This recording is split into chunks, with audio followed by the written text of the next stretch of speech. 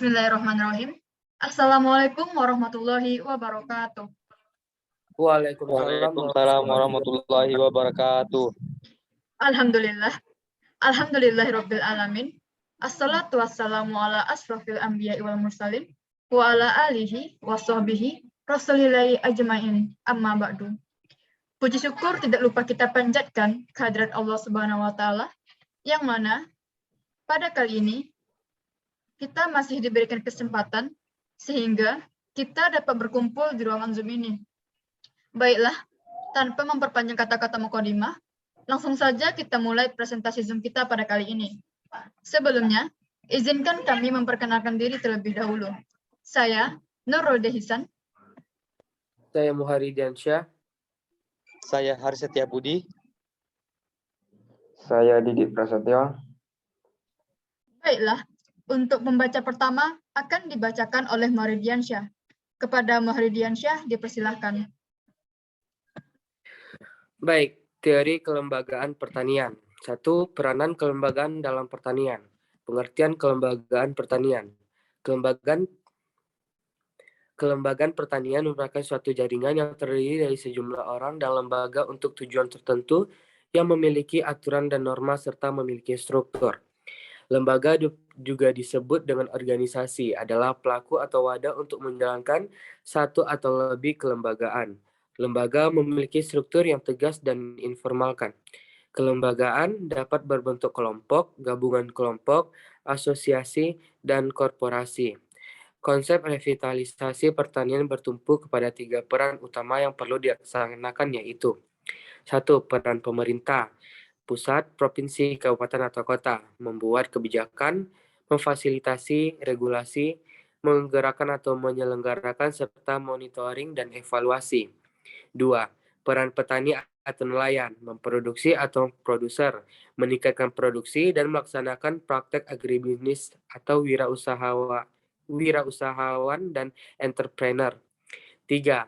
Peran penyuluh, menggerakkan petani dan memfasilitasi petani dengan berbagai informasi dan teknologi.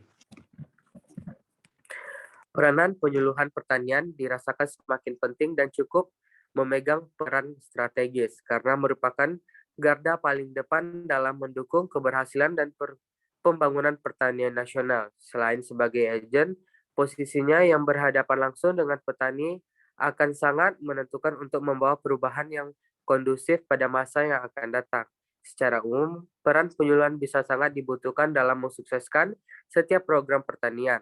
Untuk itu, perlu dipahami sesungguhnya peran penyuluh, yakni 1. Sebagai fasilitator, artinya penyuluhan memberikan fasilitas atau kemudahan.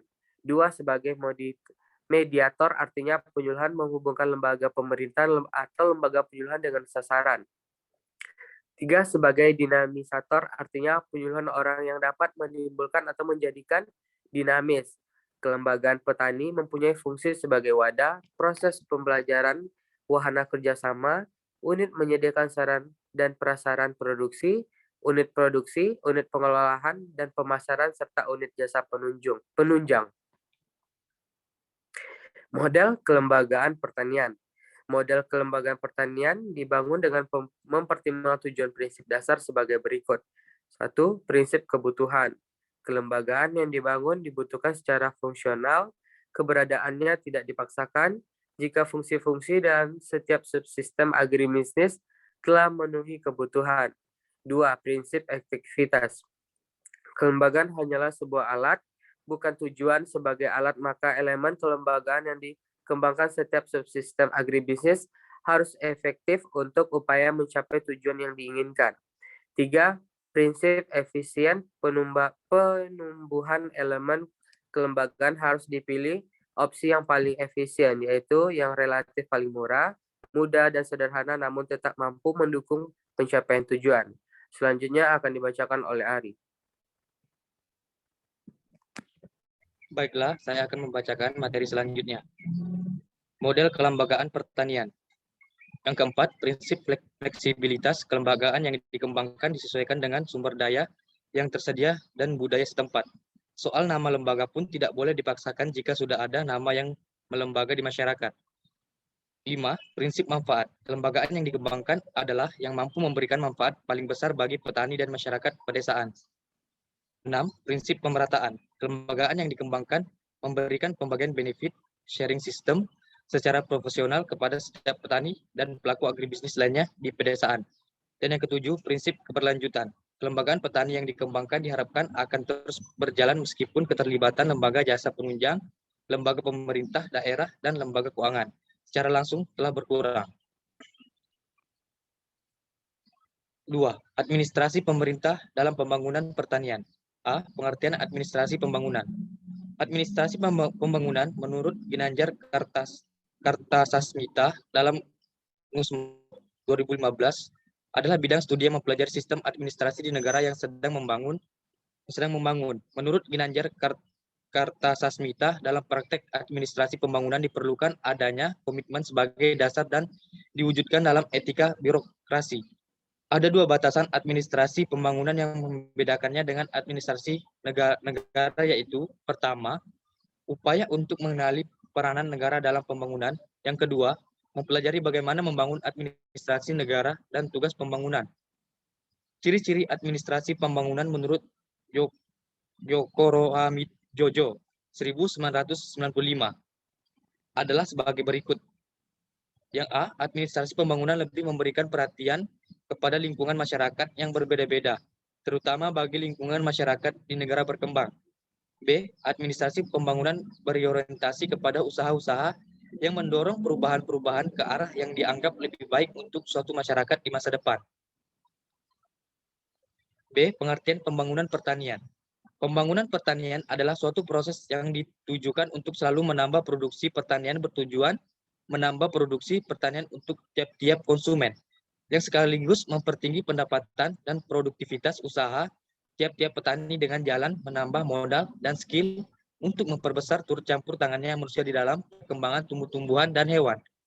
Menurut garis besar haluan negara dan pelaksanaan Pelita 2, pembangunan pertanian ditujukan untuk yang pertama, meningkatkan produksi pangan menuju swasembada karbohidrat non-terigu, sekaligus meningkatkan gizi masyarakat melalui penyediaan protein, lemak, vitamin, dan mineral. Kedua, meningkatkan tingkat hidup petani melalui peningkatan penghasilan petani. Ketiga, memperluas lapangan kerja di sektor pertanian dalam rangka perataan pendapatan. Yang keempat, meningkatkan ekspor sekaligus mengurangi impor hasil pertanian. Baiklah, materi selanjutnya akan dibacakan oleh Nur Rodia Ihsan. Baiklah, saya akan melanjutkan materi dari Haris Setiabudi. 3. Penyuluhan pertanian dan pendidikan pembangunan. A. Pengertian penyuluhan pertanian. Penyuluhan pertanian merupakan sistem pendidikan luar sekolah guna menumbuh kembangkan kemampuan atau pengetahuan sikap dan keterampilan petani. Diharapkan secara mandiri dapat mengelola unit usaha taninya dengan lebih baik dan menguntungkan sehingga mencapai pola hidup yang lebih layak dan sejahtera. B. Definisi pendidikan.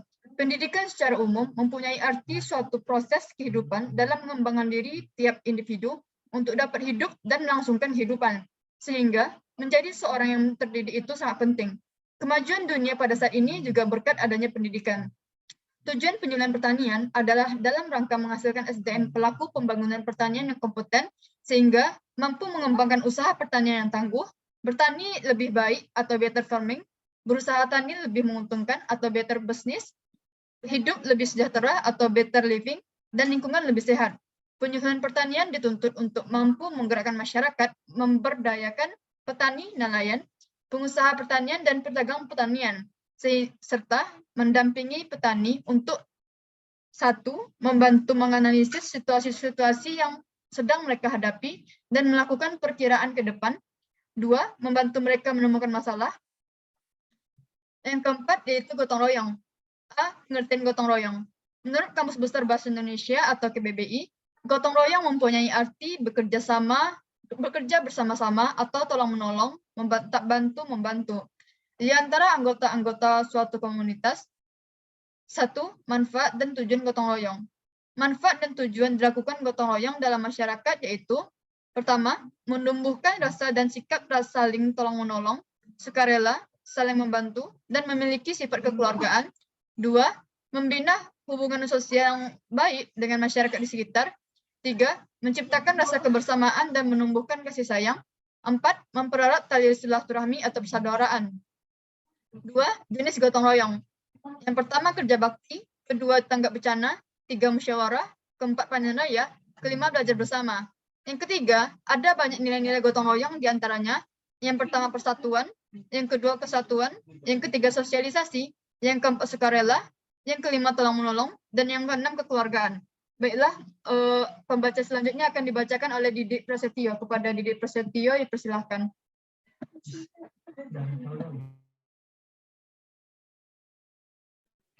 Baik, saya akan melanjutkan materi yang dibacakan oleh Norodia. 5. Koperasi tani. A. Pengertian koperasi tani. Koperasi tani atau Koptan selalu satu bentuk kerja sama dalam kelompok tani yang bersifat kekeluargaan. Koperasi sendiri berasal dari kata coco dan cooperation, di mana co memiliki arti bersama-sama dan operation berarti bekerja kerjasama. Ini terjadi karena adanya kesamaan jenis kebutuhan hidup mereka. Mereka bersama-sama mengusahakan kebutuhan sehari-hari. Kebutuhan yang berhubungan dengan lembaga maupun rumah tangga. Pada koperasi tani adalah organisasi ekonomi petani yang berwatak sosial. Beranggotakan orang atau benda hukum yang berdasarkan asas kekeluargaan.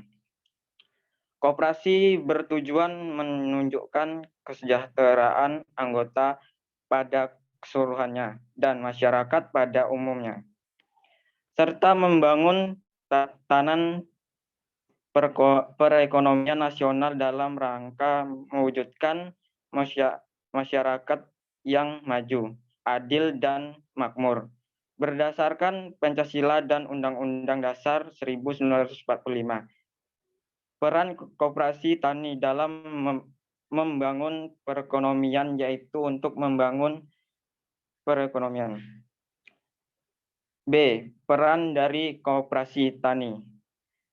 Meningkatkan pendapatan anggota, menciptakan lapangan pekerjaan, meningkatkan taraf hidup, turut mencerdaskan bangsa, mempersatukan dan mengembangkan daya usaha, menyelenggarakan kehidupan ekonomi. Sekian, terima kasih. Assalamualaikum warahmatullahi wabarakatuh. Baiklah, berakhirnya materi dengan judul Kelembagaan Pertanian, maka berakhir pula Zoom kita pada kali ini. Saya selaku moderator mohon maaf jika ada kesalahan, dan saya akhiri dengan wabillahi taufiq wal hidayah. Wassalamualaikum warahmatullahi wabarakatuh. Waalaikumsalam warahmatullahi wabarakatuh.